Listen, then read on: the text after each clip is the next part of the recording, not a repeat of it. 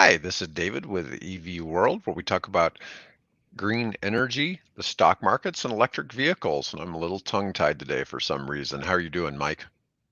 Great to be here, David. It's always nice to have you in so we can get a little bit more of a technical perspective on some of the things we get to talk about. So, our first story today is on electrified transport investment soared globally in 23, passing up renewable energy investment. Now, this isn't terribly surprising considering I deal a lot in the green energy space and talking to people that see investment. The costs of like investing in solar and wind have gotten with current interest rates aren't financially viable. And so maybe this doesn't surprise me as much, but what was more surprising is where this money was spent in the world. So China spent more than any other nation on the energy transition. So one of the things you hear about all the time is who are the big polluters in the world? You know, the United States has like less than 5% of the world's carbon emissions, and the big ones are China and India. Well, they each have what, 5 times the population of the United States? hmm You know, and they manufacture, their argument is they manufacture the goods that the United States buys because the United States, I think, what is it? We consume like 25% of the world's economic output. It's some big number. I I don't know mean, the number, but yeah, that but would it's like not we're surprise me. No. Yeah. yeah, we're 5% of the world's population. We consume 25% of the world's output. And I think our GDP reflects, something along that number. And that's how they say they like we're 25% of the world's GDP. And because of that, they assume that we're consuming that much. Now, let's see what we've got here. So, according to Bloomberg, they're trying to get the shift is trying to get to net zero. Now that's a challenge. Electrified transportation sped past renewable energy last year to become the world's largest category of energy transition investment.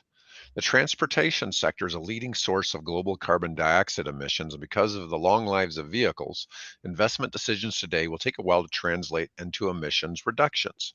Considering this, the rise in spending is necessary and will accelerate a lot more. What I thought fascinating was global investment in energy transition was $1.77 trillion in Wow. 2023. I mean, that is massive. You think about how big that is. And I'll put some of this in perspective. That was an increase of 17% from the year before. Electrified transportation spending was $634 billion, an increase of 36%. That's a pretty big increase, 36% year over year. Yeah. Yeah. So Absolutely. we're seeing a lot of growth there. Now, I that think that's total, interesting from a couple of different things. One, I, you hear maybe more anecdotally about we're not doing enough, we're not seeing enough, and then you see numbers like that where this is non-trivial. Those are huge numbers. Those are huge percentages of people moving forward and investing in this space and what it looks like. So kind of this idea that we're stagnant or people aren't involved or whatever that looks like. Hey, we're not doing enough to move forward. I think this shows that that's very counter, to that where these actions are taking place. These things are happening. People are investing in this space and moving forward with it. I think the other piece to that from the transportation side, you mentioned, kind of the traditional renewable generation space and wind and solar and how things are being invested in there. Maybe on the transportation side, it's probably a little easier to pencil those things out and see what they look like. It is a long-term investment, and it's maybe a little bit more fixed outcome or fixed variables in that space to kind of, if you're somebody who owns a fleet, if you're somebody who has a fixed route every day, whatever that looks like, you can kind of figure this out and say, hey, I have a real and tangible cost improvement for my business bottom line if I move to this space where fuel is a that cheaper, where maintenance is cheaper, where you're starting to see these fleet transitions and going along in that space too. So it's very positive thing to see. They're both interconnected. They're both playing off one another. But that's a really good improvement to see in that space because it has such a big impact in kind of the overall greenhouse gas emission space across the world. No, it's crazy to think that people would think this is a small amount, but I look for a lot of bias in a lot of articles. Stuff because this is from InsideClimateNews.org, and you never know, where some of this information comes from. I look for bias in articles as to what's really happening and what's not. But you look at things like this. It's saying 634 billion includes light cars and trucks, buses, commercial vehicles, two-wheelers, among others. And some of it was used for building factories and charging infrastructure. When you think about that in terms of building factories, well, that's a sort of one-time expense, to a degree. It's one time maybe that covers the next 30 years, kind of, Mhm.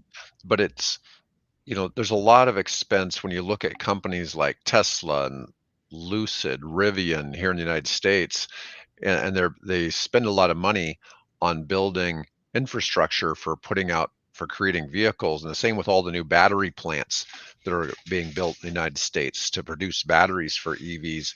There's a lot of expense going on in that field, and it's taking some time to bring it to market. Yeah, yeah. I go back to it's an old, physics concept or engineering, whatever you want to call it. Things can't change in zero time. It takes Right. time for anything to change, and there's a ramp up period. There's kind of this, the physics idea is like a moment of inertia. It's harder to get things in motion. It's harder to get that first push on everything, and it just takes time. So it's one of those, seeing this out there in that space where I think it's good ammunition that like things are moving, things are changing. It's going to take time. It's going to take a little extra oomph to really ramp up on that curve and get these things changing in a much faster pace. Well, they even mention here that Ford says Ford will cut a shift. It's 1,400 employees that they're moving from making the F-150 Lightning to move over to making gas-powered Broncos. Which, Mm. from an economic sense for Ford, that probably makes sense. Ford has struggled with bringing their vehicles to market. You and I were talking about this before the episode. I mean, when you think of Ford now, you think of only two vehicles, the F-150 and the Mustang. And we were looking at their website before we started doing the show, and what we see, they have the Bronco, the Mustang, and they have a couple of other SUVs, and otherwise it's trucks, and the only car they make anymore is the Mach E, and or well, they have the Mustang still, but the Mach E is essentially a crossover. Hmm. It's really not just a true coupe or sedan anymore. But here's what's kind of interesting. So these are the leaders in energy transition investment. And this is, eh, Hmm. you look at these numbers for what China has spent. This is for last year, $675.9 billion dollars, double what the US spent, double pretty much what 27 countries in the EU spent. And then you look at the whole rest of the world.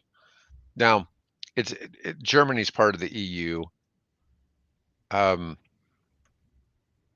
United Kingdom, they're not part of the EU anymore, are they? They did that whole Brexit thing, so they would Yep. be separate. But you've got France, Brazil, you've got some countries spending considerable amounts on some of these things. If we look at China, the dark blue is renewable energy, and that number alone is close to that 300 million or 300 billion mark. And then you've got another big space here that this is an electrified transport. That's probably a quarter or $250 billion. It's a lot. They're by far and away the leader in the space. It The is. United States. I think it would be kind of interesting to tease out a stat of how much of that is new infrastructure investment versus retrofitting or replacing.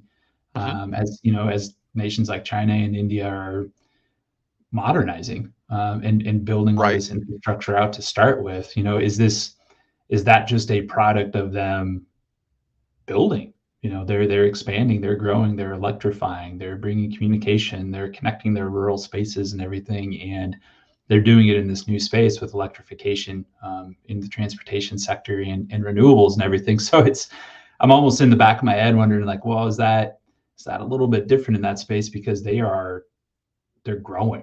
they are still building, they are still developing, they're still putting this all in place, and they just happen to be spending it in this bucket, instead of the fossil fuel bucket that they would have been spending it in 2 decades ago if they were at this point in time. So it's awesome to see. That's what we want to see talking about EVs in this space. But it's how much of that is just, hey, this is the wave of the future, and we're filling in anyway, and we just kind of happen to be doing it in this space as opposed to a different way we would have been doing it a couple decades ago.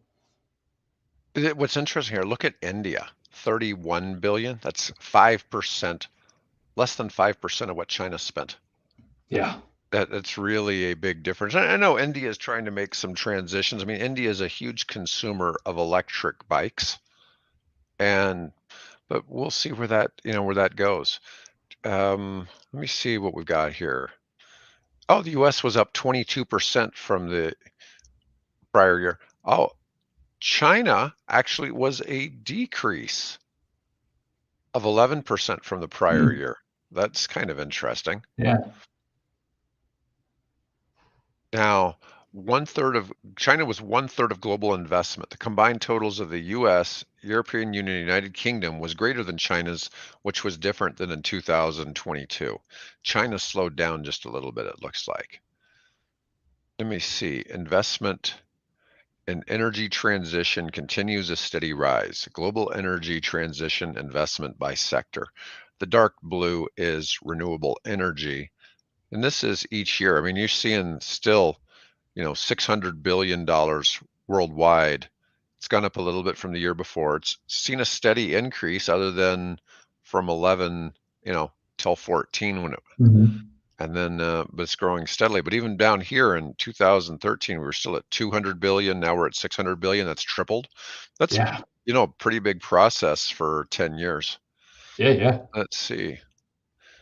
Anyways, I just found that. Oh, let me see. Global offshore wind spending, $76 billion, up 79%. Now, that's kind of surprising considering, and they're talking here about a whole lot of canceled projects and other obstacles in the US and Europe. But I know people who finance these projects, and they said they just the interest rates just don't add up to make it worthwhile. Hydrogen investment was 10 billion, triple the prior year. Carbon capture nearly doubled.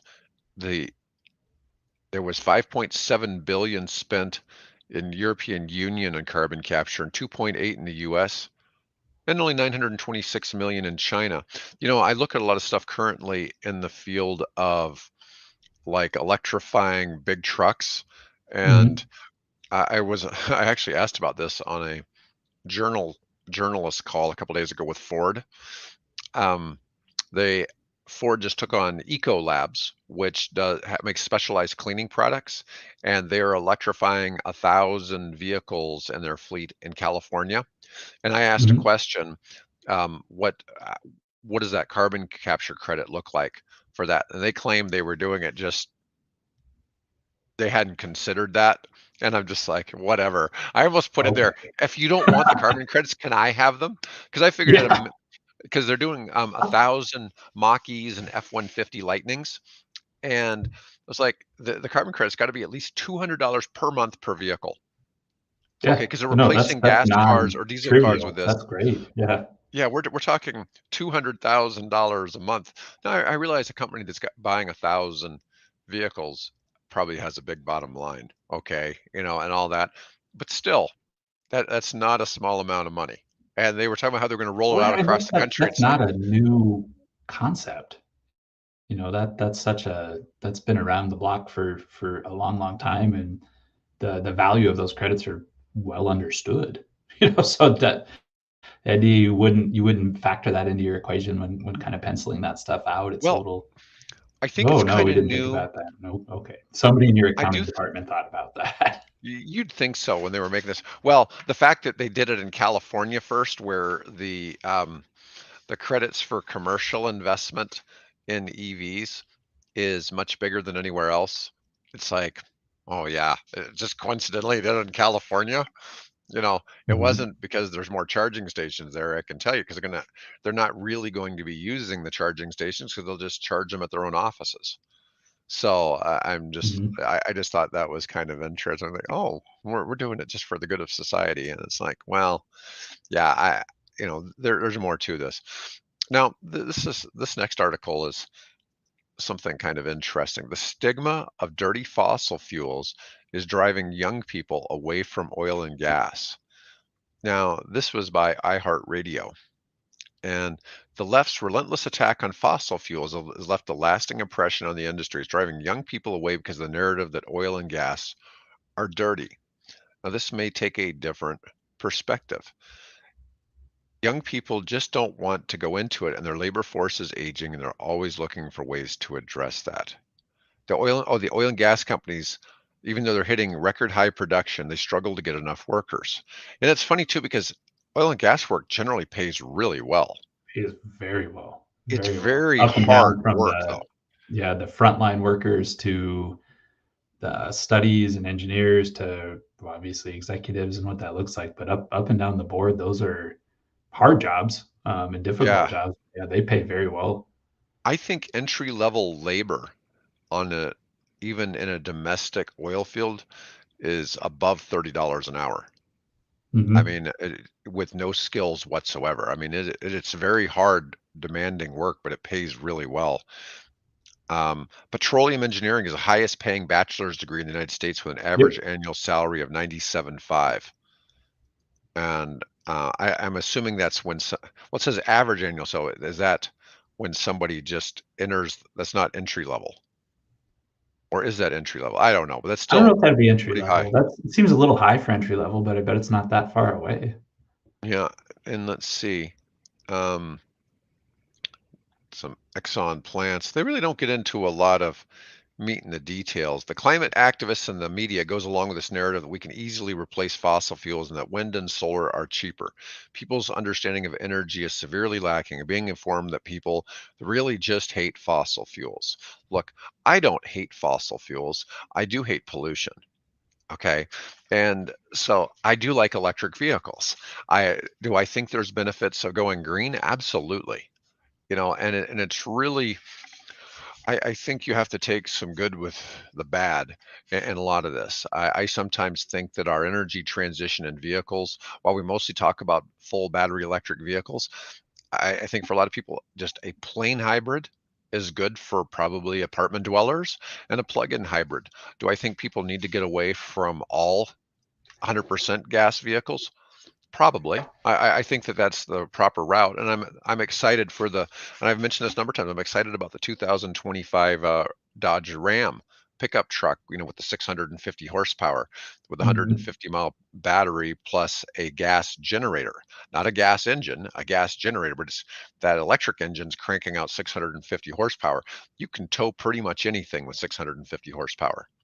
Okay, and it has a range of 690 miles not towing, or when it's Yeah. between the gas generator and the electric battery.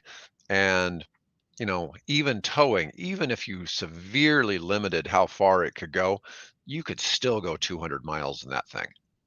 Yeah. Okay. And even towing a heavy load. And that's kind of game changing for the construction industry.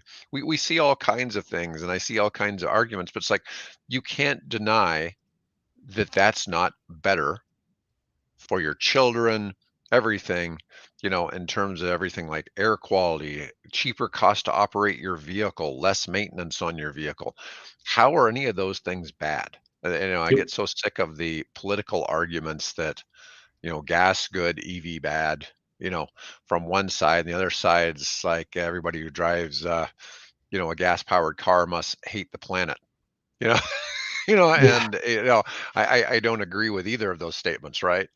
And, No, I there's got to agree. be And something when happy it in the comes down middle. to users and people who are in this space, and there are always there's hurdles and there's real limitations that people are still trying to solve for. And in a space like that, if you're using that vehicle for work and power, like I need raw power. I need something Mhm. like that previous versions and iterations of electric vehicles couldn't produce. It's the same with renewable energy connecting to the grid, you need a big old generator to power a big old motor. So when you talk about manufacturing and arc welding and all of these processes, car crushers, things like that, that are just this, I need a lot of oomph. And historically, it's a big old coal plant or a nuclear plant or a natural gas plant can provide that oomph. So it's real things, real considerations, real worries out there from people who actually operate in these spaces to say,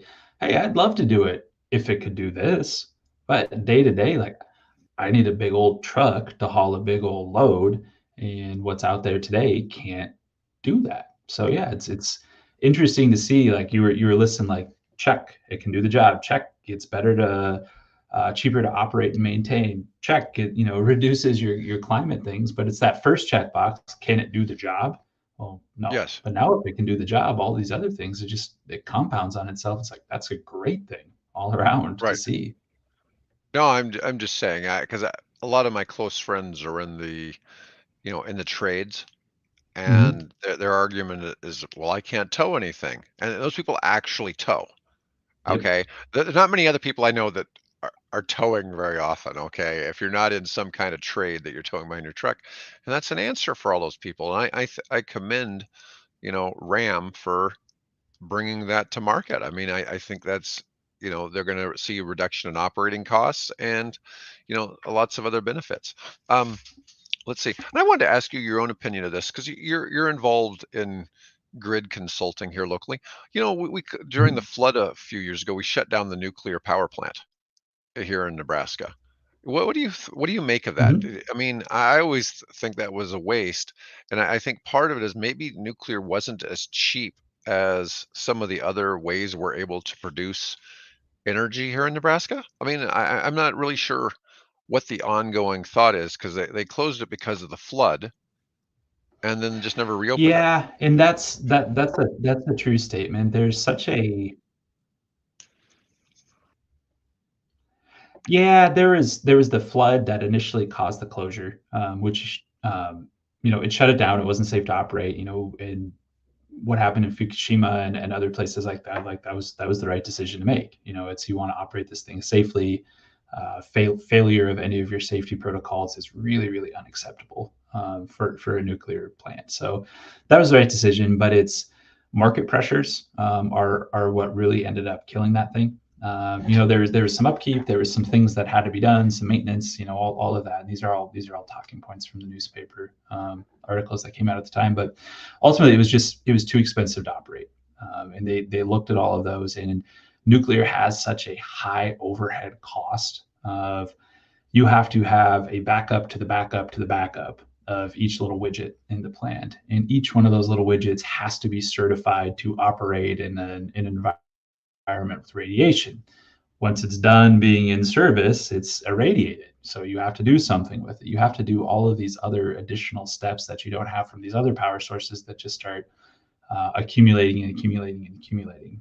One of the things the plant locally didn't have going for it, I think at the time it was the smallest nuclear plant in the United States. So normally where you'll get some Mhm. of that volume discount. Hey, we have these same overhead requirements. I need this person to operate this or manage this. Hey, if the plant's two or three times as big, that overhead cost gets spread out amongst all of those other megawatts being generated. Whereas what we had locally here, it was small, so you didn't get that kind of bulk discount with that as you had with everything else. So at the end of the day, the market price through renewables, through wind, a lot of that through subsidization, where you could operate at these very low prices and bid into the market at a low price.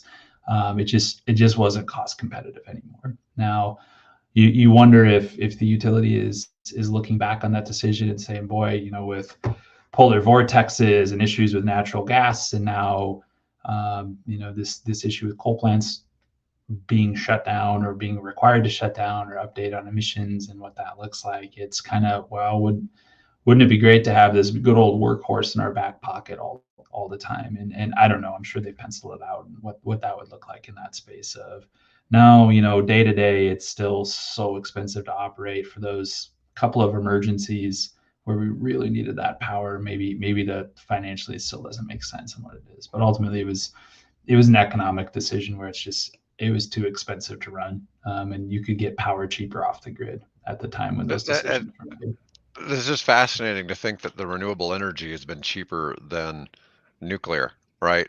But that being said, you know what's interesting is Mhm. out of the 50 US states, I think we rank 50th in the cost of electricity.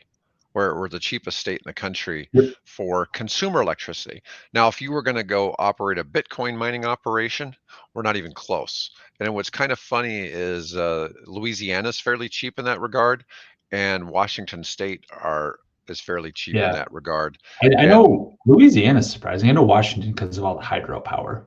They have very, very cheap rates in the Pacific Northwest. yeah, what was interesting in North America, the cheapest spot is Quebec because of their hydroelectric. They were like three and a Mhm. half cents a kilowatt hour for electric, and that was way cheaper than most of the rest. So you see some things with gas flare-offs in Texas. Yeah. You can get power for like 3 cents a kilowatt hour, but that's once again it's only really useful for Bitcoin mining because you can't use it as consistent power feeding into the grid. So we had a question. What what do you think about hydrogen powered vehicles? Are we going to see any big car brand making hydrogen power vehicles? I mean, what do we have? We have Nikola in the commercial space, but Nikola is not done too well financially. I'm hoping that they will survive, but they're making some hydrogen fuel cell vehicles in terms of Mhm. big trucks. And then, of course, Toyota's done some stuff.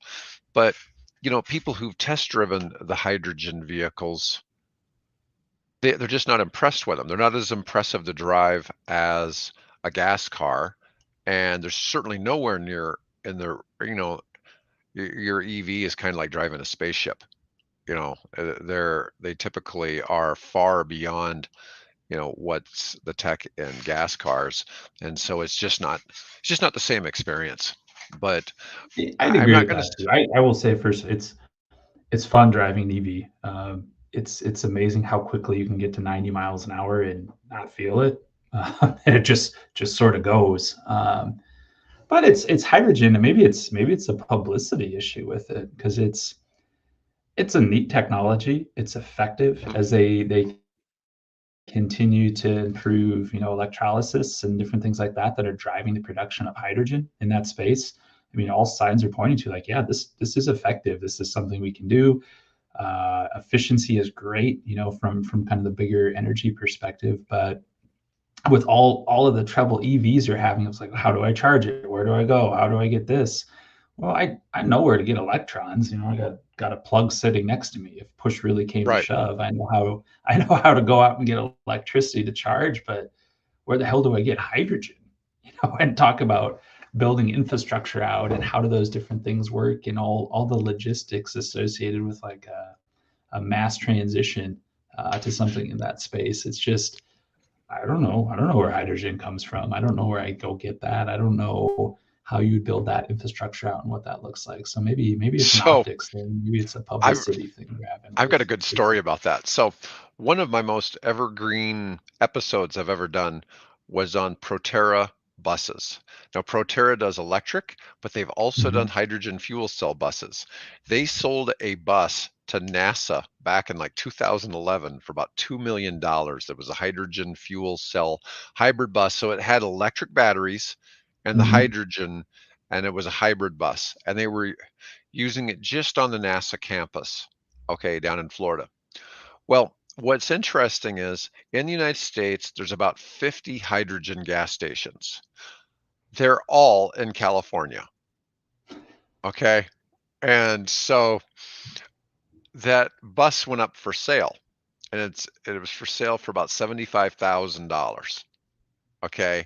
And it's probably in pristine shape, hasn't been driven though for 4 years, just sitting at NASA. So when somebody saw my video and contacted me, somebody that I knew was looking at buying the bus, and they were looking for information on it, came across the video, and it's like, oh, I know David. I'm going to call him. So, anyways, they called me and we started talking about this. Goes, they're at Port Canaveral where the cruise ship terminal is. Mhm. hydrogen is used for something.